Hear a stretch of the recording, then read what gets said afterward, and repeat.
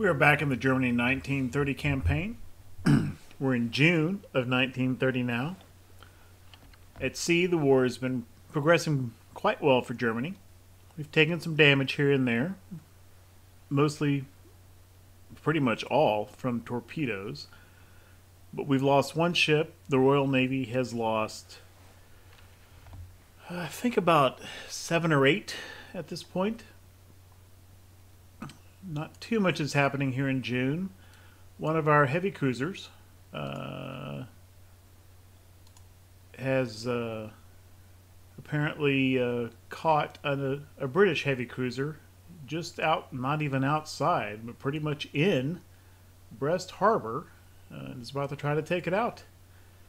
Not quite sure what the neutral French think about that occurring in their territorial waters. I don't think either the German or the British captain particularly cares. That may be one item on which the two warring nations agree. Their common opinion of the French. In any case, here we are. France is hosting a heavyweight or a middleweight fight anyway between a German and British heavy cruiser. Let's see how this turns out. We have fought several British heavy cruisers before. And we well know that their primary threat to us lies in torpedoes. And hopefully, with just one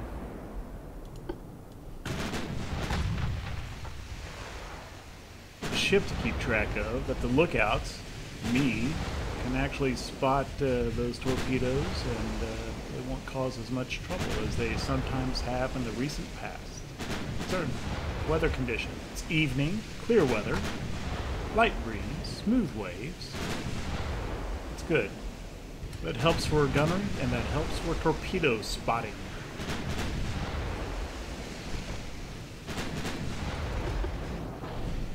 Okay. He's not running yet. He's coming toward us. He wants to pickle off some torps. I don't think we need to let him get just too terribly close. Let's angle off this way. Slow down the closure rate. Make it take longer for him to... that turned out to be a torpedo avoidance maneuver. Apparently.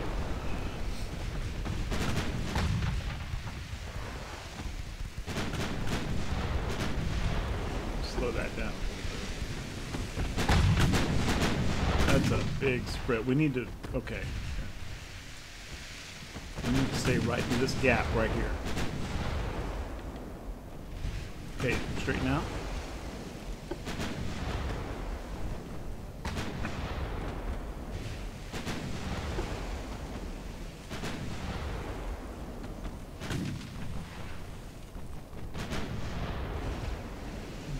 Hold your course there, you're fine. I think that's my torpedo that I forgot to turn off. Save that. You might need that at the end.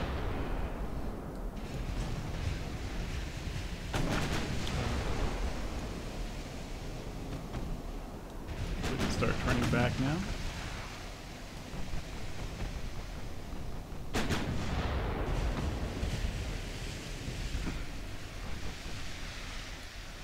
I'm sure the British captain is annoyed that 8 billion torpedoes,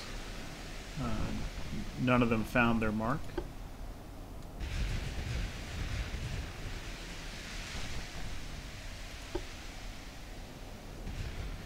HMS Antrim. Far enough into the war now, we're no longer all cadet. Admiral Scheer is trained up enough to be at green proficiency level. And Antrim also. I don't think we've seen Antrim before, so she hasn't been in any combat, but they've trained up to green as well. So all the... Still some penalties, but lot smaller penalties than we had at cadet level.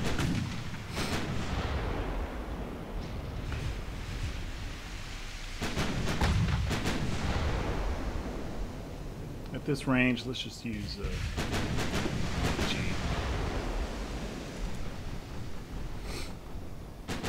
Almost perfectly flat, or close to it. Those 9 inches are still going to mostly bounce.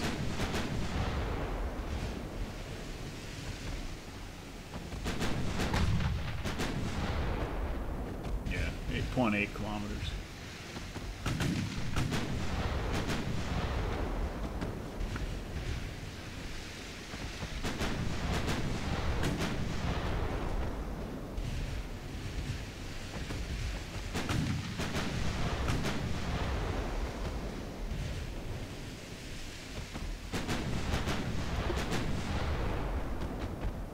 This little symbol here is conning tower is damaged. Even though it's that's his full tower. The conning tower is a subset of that.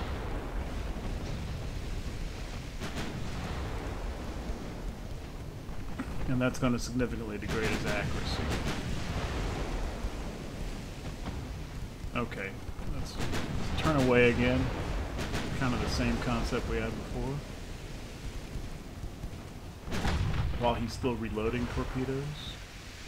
We don't want to be any closer than this. Give us time to dodge. Time to spot and dodge.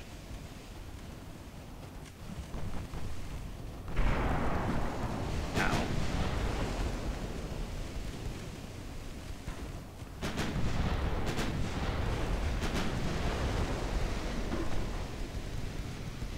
A little bit closer. Let's go back to the armor piercing. I'm keeping it on auto, not full armor piercing. If I put it on this, it's all armor piercing, meaning also the 5-inch and 3-inch. I want them to keep firing HE.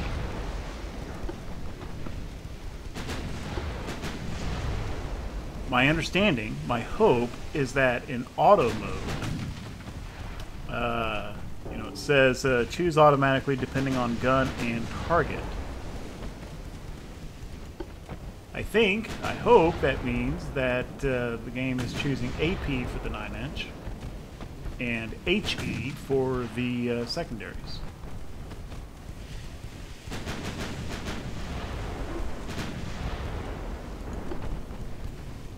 What I would like to see, and what is often the case in similar games, is you can designate one type of ammo for main and one type of ammo for secondary, a different type. Sometimes even turret by turret, rather than just type of gun.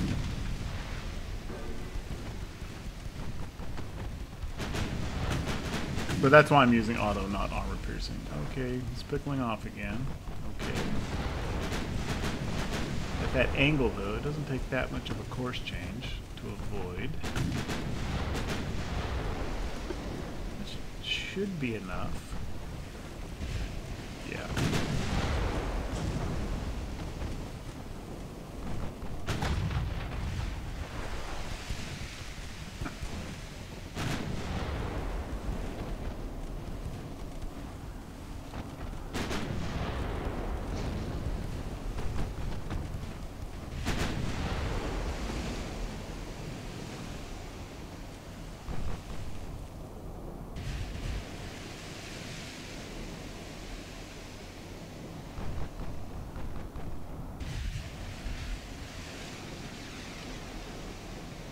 Okay, well, I guess I'll keep turning then. I was about to straighten out. Okay, let me head back over this way.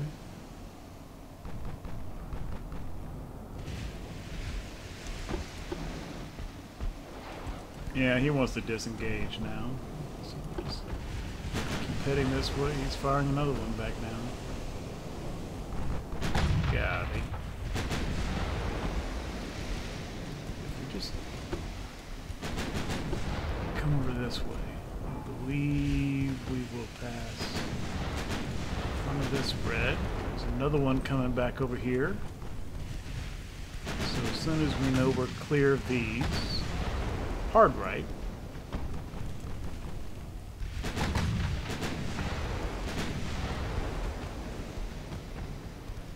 think it's probably pretty obvious. All these. No, wait.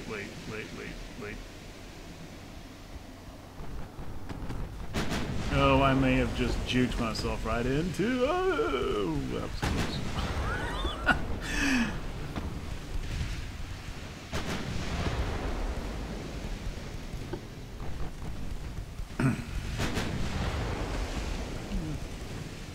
All those hard rudder turns do obviously play hell with your accuracy.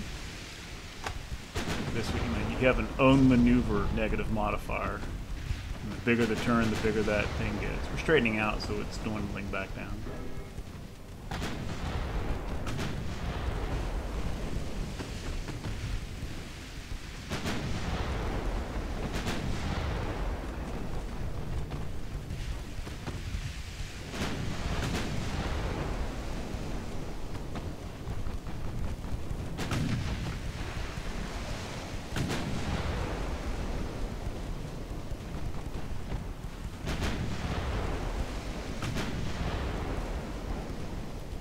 To about 50-ish% on structure and flotation.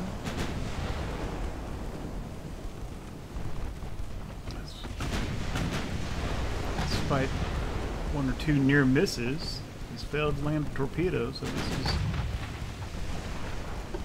not working out well for Antrim.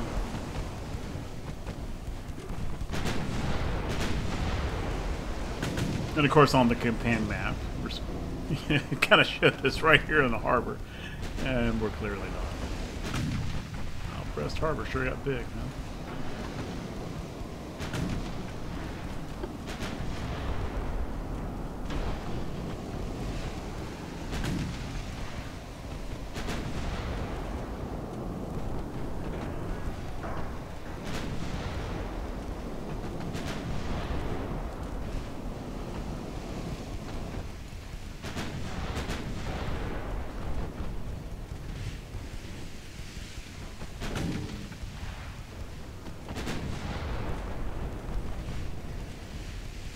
It's taking some flooding, down to 30% float.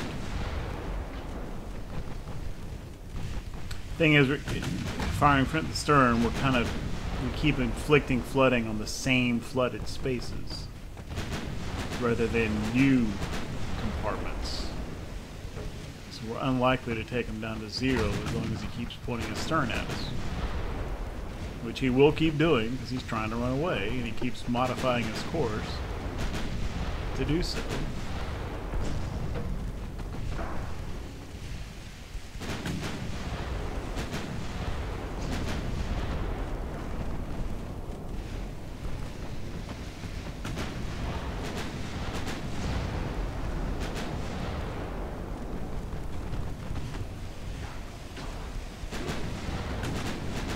And we're still getting a ton of ricochets. Switch everything to HE.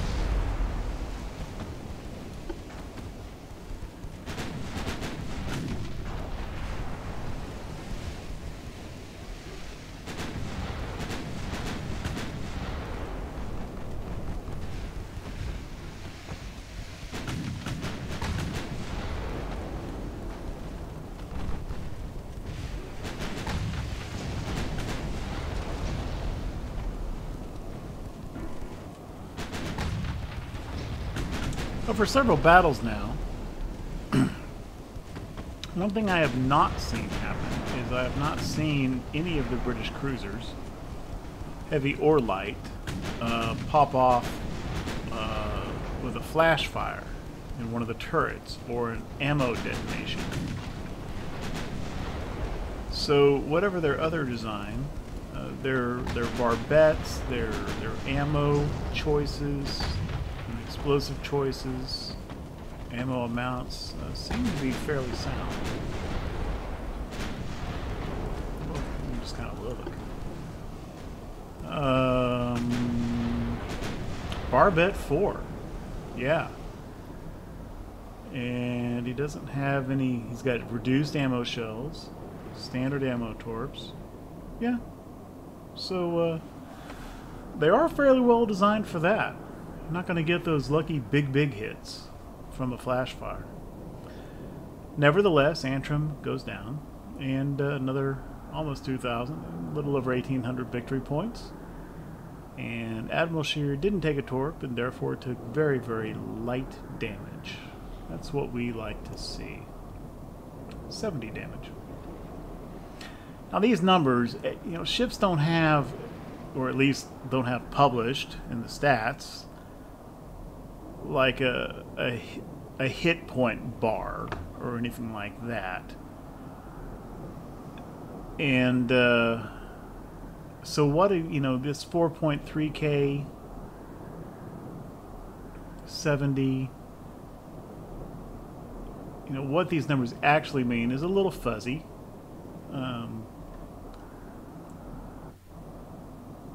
And because it's not you know, it's not like a direct linear correlation. Sometimes a ship may survive, you know, one of these ships, not a different kind, but one of these British cruisers might survive having taken 5,000 or 6,000 damage, as long as it remained afloat.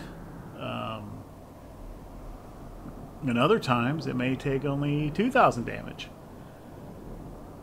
to sink the ship, because even though you did less damage, you know, it took it took hits in the right spots and flooded more compartments. So it's not quite as linear as it is in a lot of games. And there it is. What were we in? June. We're 6 months into the war, and I can't imagine that, big picture, they're that worried economically yet. Very few transports have been sunk, hardly any. But with this string of early victories, clearly the government has lost confidence in the Navy to right itself, and they are starting to offer peace terms. We've essentially achieved our goal. However, not going to agree just yet. Primarily because we've seen nothing but cruiser actions. And we'll fight a little bit longer here in the hopes of maybe sometime before the end of the year seeing our German battleships in action with those 15-inch guns. So for now, we are not going to agree to the King's proposal. Fight to the end. We may not say that next time. I just want to see a battleship battle.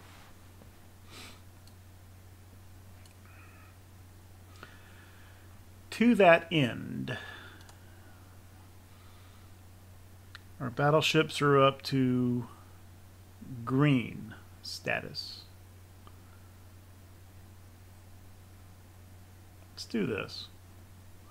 Let's go ahead and put our 5 battleships in sea control mode. That'll spend some money here, but I think we can afford it for a month or two anyway. See if we can get a battleship action.